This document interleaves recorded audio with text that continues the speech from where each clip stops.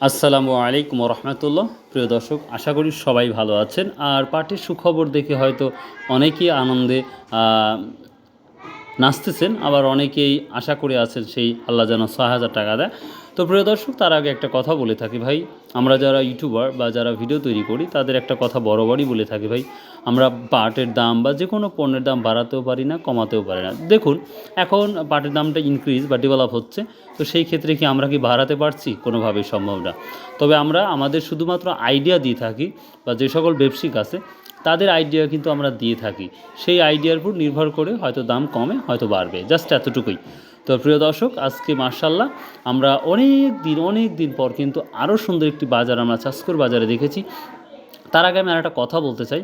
আমি এর আগেও বলেছি, যখন পাটের দাম বাড়ে তখন কিন্তু বাজারে পাট পাওয়া যায় না, পাটটা অনেক কম আসে, এটাই বাস্তব। আর যখন কমে যায় তখন কিন্তু পাটটা আমদানি বেশি হয়। তো যাই হোক, আজকে আমরা বাজারে যেটা পেয়েছি, চাষকর বাজার গুরদাসপুর নাটোর, যা অভাবনীয় দাম। মাত্র 2টা ভ্যান পাট আসছিল।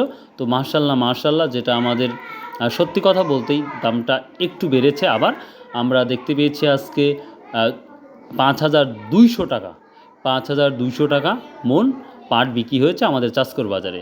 সো মার্শাল্লাহ। এবং কে কোথায় থেকে দেখছেন এই ভিডিওটি অবশ্যই কমেন্ট করে জানাবেন।